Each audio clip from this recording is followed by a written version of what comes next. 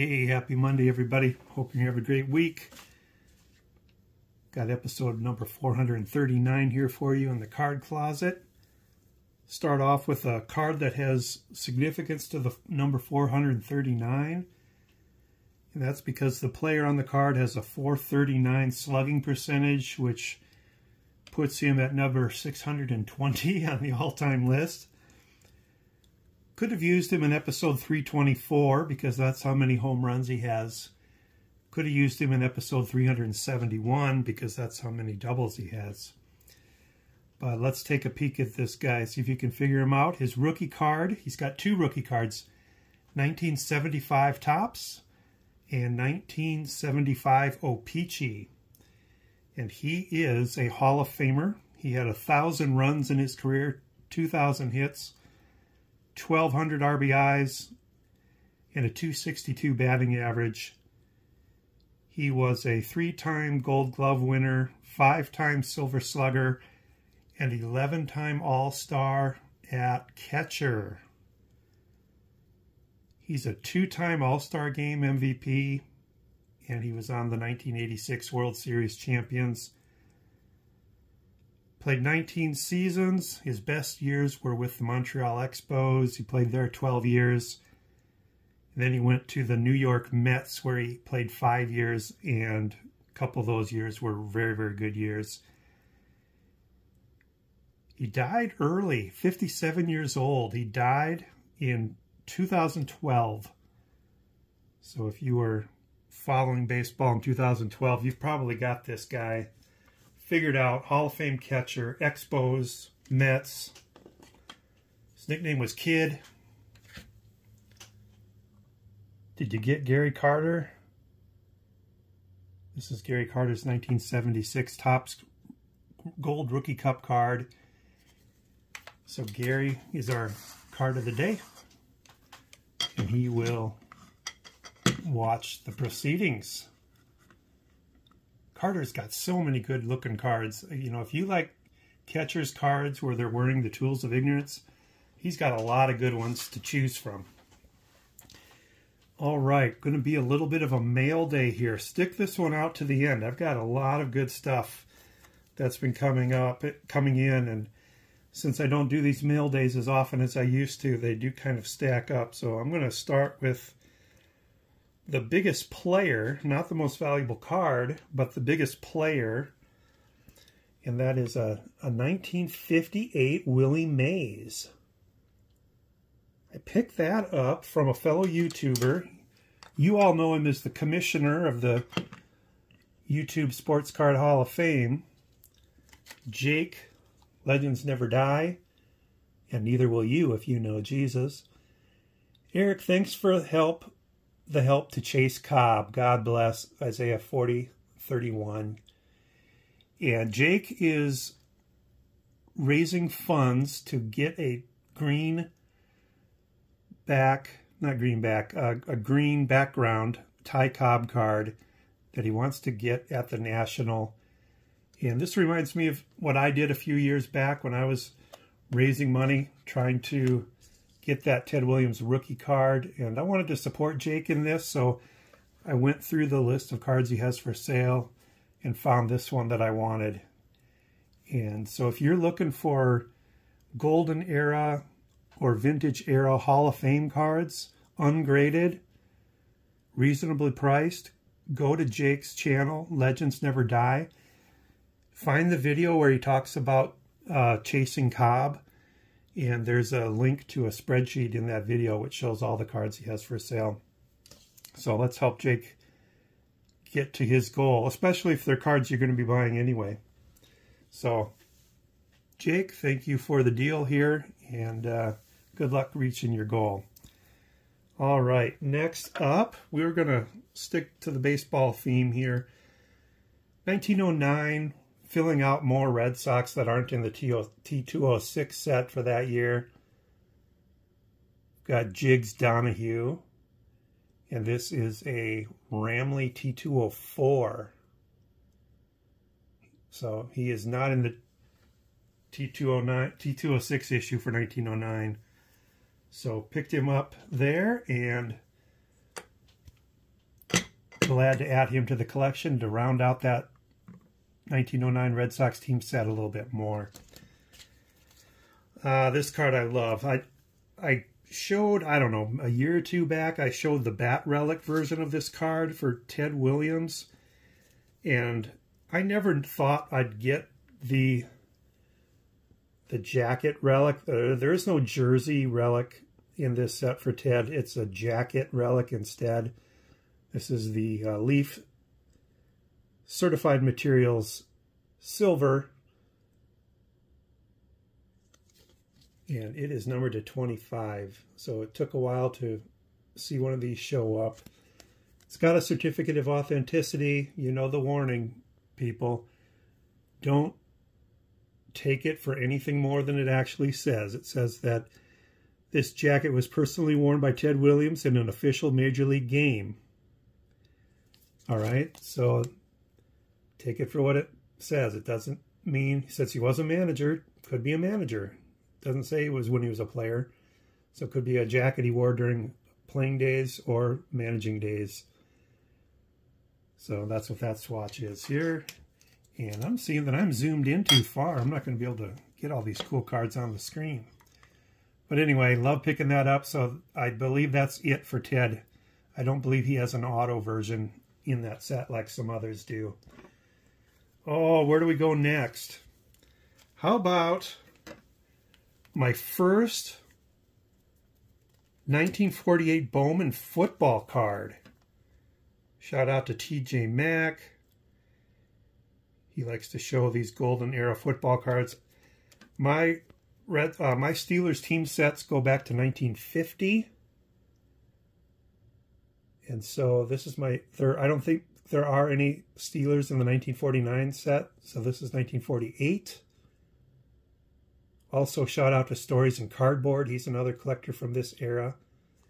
And this player is Johnny Zero Clement. I didn't pay anywhere near that. I think somebody was just reusing a penny sleeve.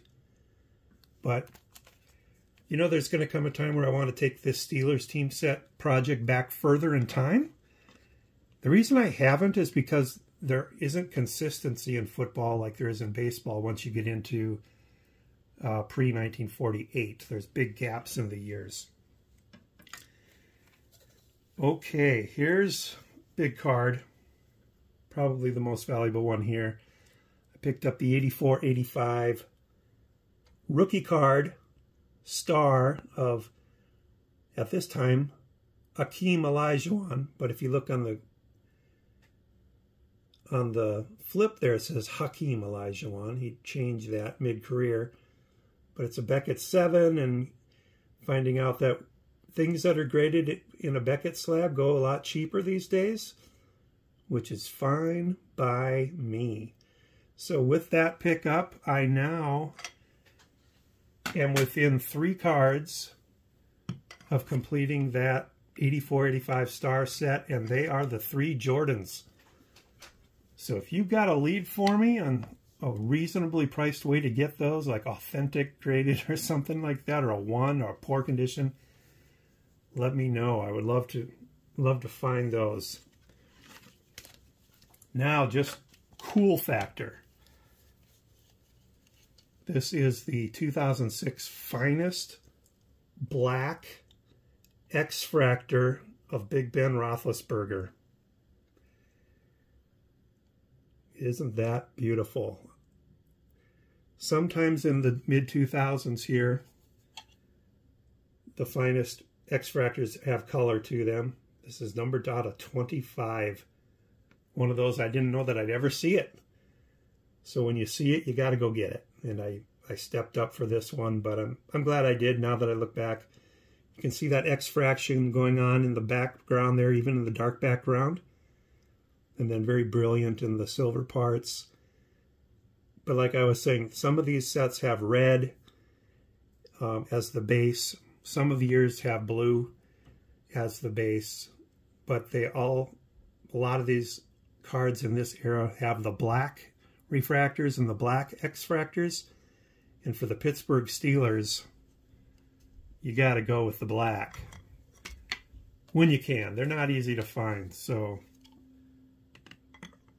Ben will bump the 48 Steelers guy off the pedestal there.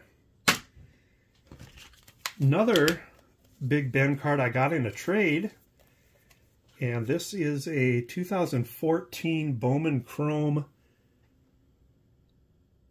Hyper Refractor, and you can kind of see that snakeskin look in the background there. I had to trade over 100 cards for this. Part of that is because the cards I traded weren't of great value, but the other reason is that it's because this card is numbered to 10. And very rare on the trading card database to see somebody with such a low serial numbered card for trade. Trading card database is primarily used for set building and for trading cards, you know, set builder cards for set builder cards. So happy to pick that one up. And then I showed the first of the pair in 2021. Panini Spectra put out 2 versions of the Ben Roethlisberger. I recently showed the Wave numbered to 10 of one of the cards in that set. And here's the other one. So it's got that Wave refractor pattern and numbered also to 10. So like I've said, I think Big Ben's getting into the haul and want to have some of these higher end cards of his before that happens. Other cards I've been filling out the Lakers Hyper Prism team set, and some of the better players I've received so far. We've got Anthony Davis, Shaq. Prism throws in, you know, a couple cards per team of retired players. Magic Johnson. I picked up maybe 4 or 5 other commons. And then going back to the 17-18 Prism, Hyper Prism. Got the Lonzo Ball rookie card here. I had the silver. I did not have the Hyper. So just look at that refraction action going on there with that snakeskin pattern. Very, very cool. Love those Hyper Prisms. Got a couple base LeBron cards here in a trade, Upper Deck and Fleer Tradition, from earlier in his career when he was on the Cavs. And then finally, kind of falls under that just for fun category, some of these old Spectra sets. This is from 18-19, trying to put together a rainbow. And I picked a player on the Lakers that is pretty affordable. It's just that not a lot of these are floating around out there anymore that I need. So here's Kyle Kuzma's blue. I don't remember what it's called. Some people, I think, call that hoops with the circles, but I don't know. It was something blue is the name of it. I should have looked it up. It's number 275. And that will go nicely with the rest of the rainbow that I've showed before that I'm slowly working on for Kyle Kuzma that year. So happy to add that to the collection as well. So that's what I've got for you guys. Hope your week is off to a great start. It was pouring rain here today, so there was no opportunity to see the eclipse. And other parts of the country, though I've seen, did get a good view and saw it. So I hopefully that was you. And right now, NCAA championship game is going on between UConn and Purdue. Found out none of the channels or streaming services that I have offer the game, so just watching it on the phone here with the Game Changer app, Game Tracker app. So anyway, get long-winded now. Take care, everybody. Thanks for watching. Thanks for joining me in the card closet, and we'll see you next time.